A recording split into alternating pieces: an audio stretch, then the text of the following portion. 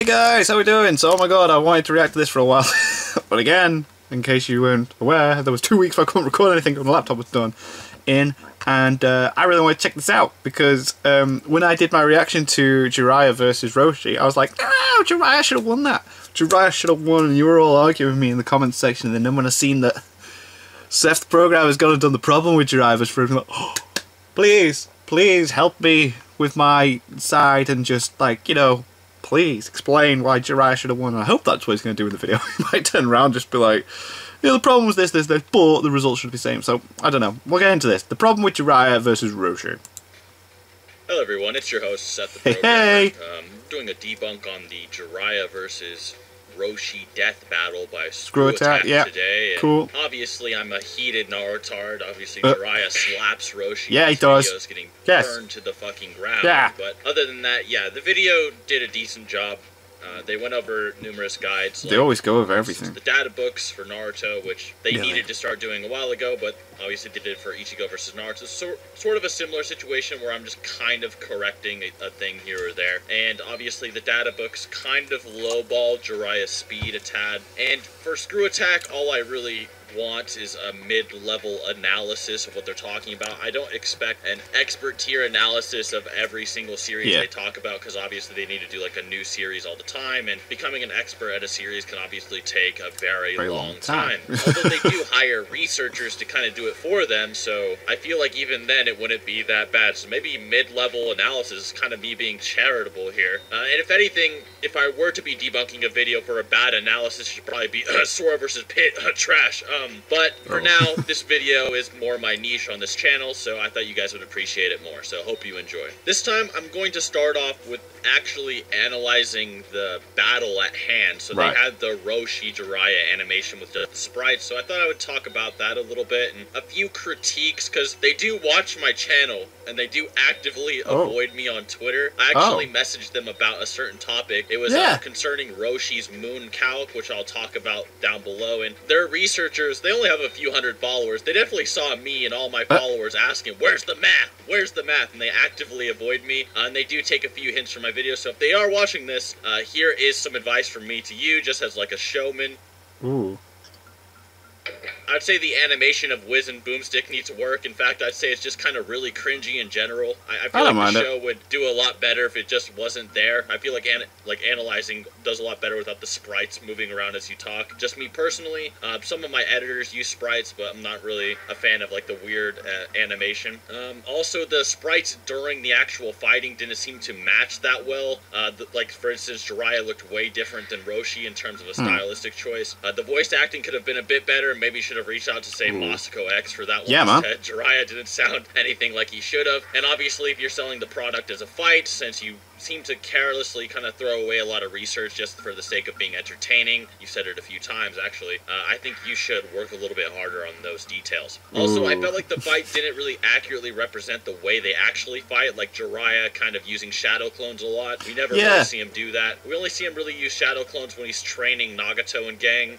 Other than that, it doesn't seem to be in his main arsenal, even when it would have been very useful versus Pain. Yeah, it would have, Roshi using Mafuba on Chief Toad, that he's stronger than, that was really weird. I mean, I guess you were just trying to show that Roshi has Mafuba, but it just wasn't necessary. It was really out of character and just strange. Yeah, it wouldn't just There's also bring that out points where, like, randomly. Roshi's Kamehameha that you said was moon level was getting countered by, like, a mountain level Rasengan. And then at the same time, you just like, well, Seth, that's just for entertainment, right? That doesn't mean anything. But then they were in their questions answered video, and they were kind of like defending certain aspects of why they were fighting the way they were. And it was just, for instance, they're like, why did Mafuba work on Chief Toad? And in this case, they're like, why did Rasengan work on Kamehameha? That's a far more interesting question for me. And obviously, I know this isn't super important to the actual arguments in the video, but these animations are what you're mainly selling, as I said before, rather than the animations. So I thought I would just help you out with that. So anyway, starting off with the actual arguments that and things they said in the video, they obviously start off with their little history lesson, increase their watch time in every video, which is whatever, right? As a product that some people might not know all of the context to, this is obviously fine. But they do give a little inaccurate details concerning Jiraiya. They really overestimate Jiraiya's position in the shinobi world. And while Jiraiya is considered strong for a shinobi, he's by no means one of the strongest. At best, he's more so rivaling the Akatsuki and not the massively overpowered war fighters or Boruto fighters. He's literally like in the top 100 for the verse, and that should not be like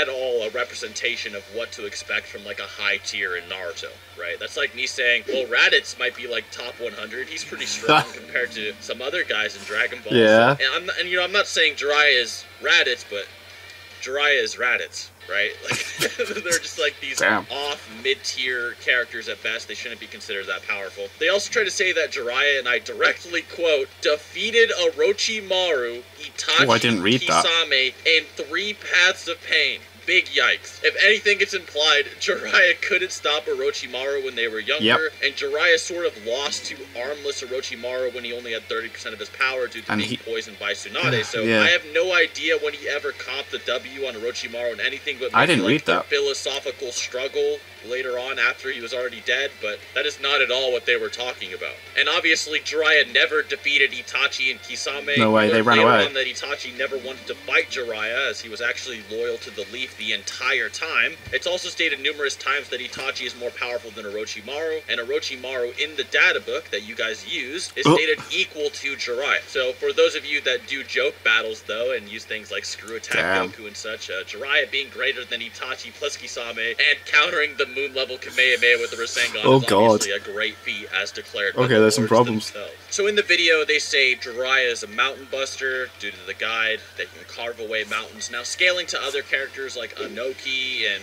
Orochimaru and Hiruzen, that might not be true, but mid-level analysis in the data book, I guess. So I'm not going to go too heavy onto that. They also say that Jiraiya should be a lightning timer off of scaling to Kakashi. Now, the problem with Kakashi is that Kakashi was a lightning timer when he was a child, and it also doesn't seem like the lightning beast running jutsu is mainly for speed. It also seems like it's also just for higher attack potency, or maybe just for overwhelming an opponent from a distance rather than being a full speed attack like the Raikiri, for example. And the reason I say this is because it's also stated in the data book that the Raikage is actually throws his lariats at the speed of light, and it should be known that Sage Naruto should actually scale to the Raikage, right? We've seen a shadow clone of Naruto, that was quite weak. fatigued shadow clone of Naruto fight the third Raikage, who uses the exact same jutsu as A does, and it's basically stated that the lariat is passed down between A and B combos, and the Raikage more than likely had his own variation of the lariat, but he just used it for like his hell spikes or whatever. So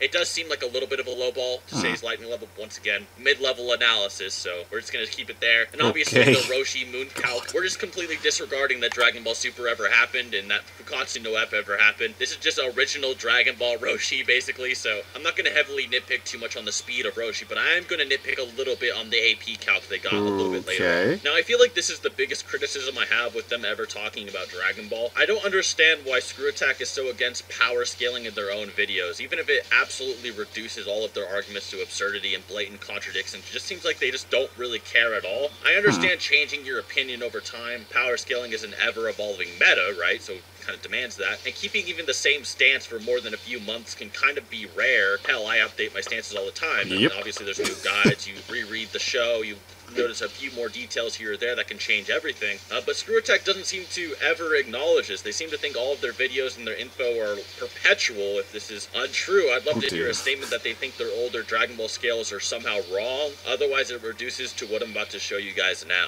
ScrewAttack End of Series Goku.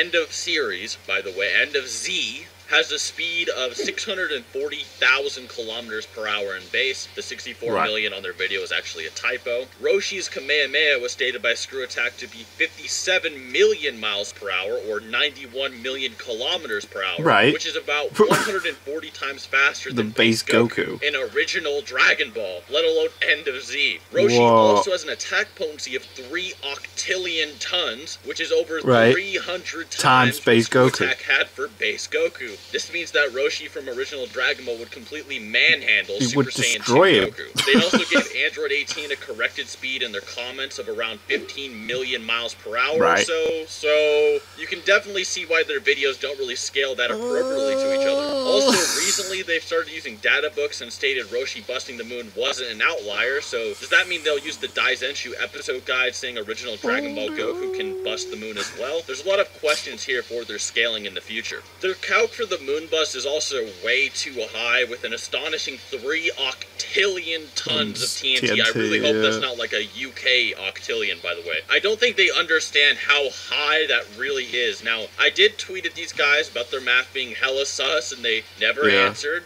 So, if they do watch this, I'd love to see whatever math they used or admit they made a bit of a typo here. Destroying celestial bodies such as planets or moons, usually it is scaled via how much energy it would require to destroy or fragment said body beyond its gravitational binding energy, or GBE for short. In this situation, GBE is basically just the amount of energy you'll have to overcome to destroy the planet, so it doesn't just suck itself back together and you can actually like push it apart and fragment it, whatever. You can calculate GBE using formulas that use inverse square laws, such as 3 times gravitational constant by mass squared and kilograms divided by 5 times radius in meters. Using this formula, Jupiter's mass equals 1.898 times 10 to the 27th kilograms, radius of 69,911,000 meters, you'd reach around 2.063 times 10 to the 36 joules. And as a reminder, the calculation ScrewAttack got for simply destroying the moon was over 10 to the 37th joules, and the amount to normally moon bust being around the 10 to the 27th range. ScrewAttack has said a few times that they don't really care all too much for calculations if the scenario doesn't call for it, so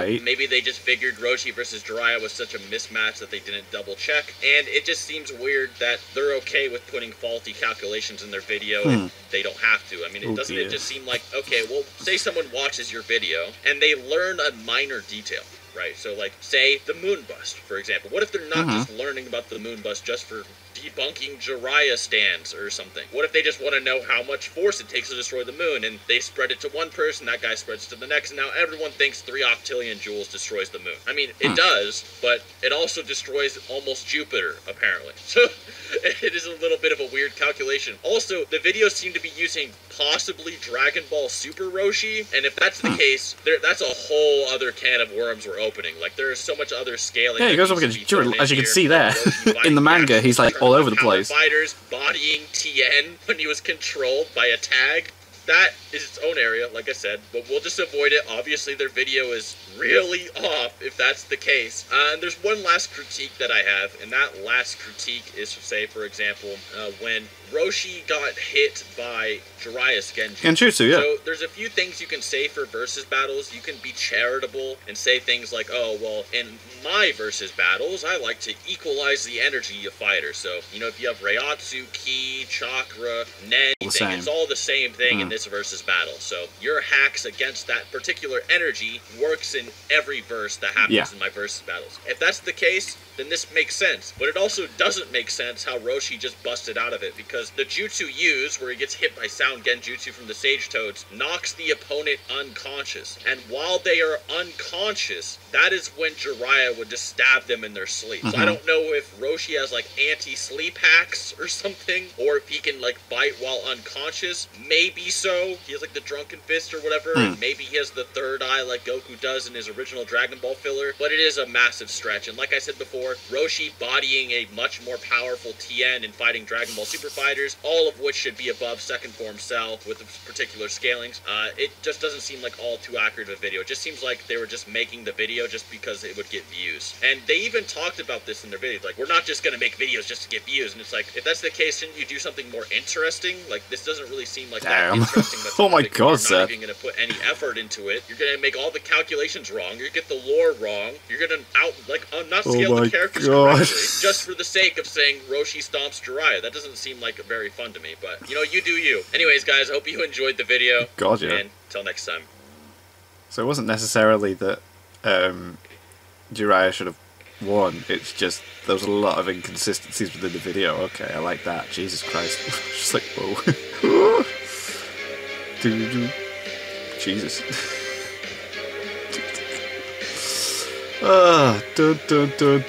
That was fun to watch. That wasn't what I was expecting at all. That video was not what I was expecting at all. But that was fun.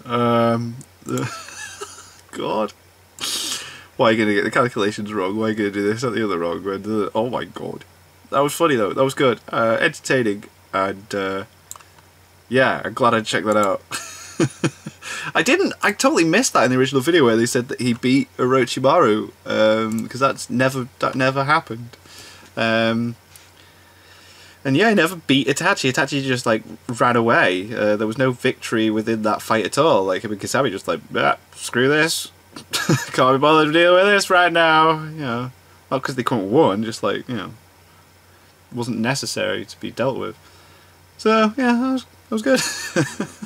I will get back on the Stronger Than You Think videos that I was doing, and just wanted to get that one done because obviously the 2 weeks I had where I didn't have any videos, I've built up a backlog of stuff that I want to check out now. So, and then I'll be back on track with everything. So yeah, thank you guys very much for watching.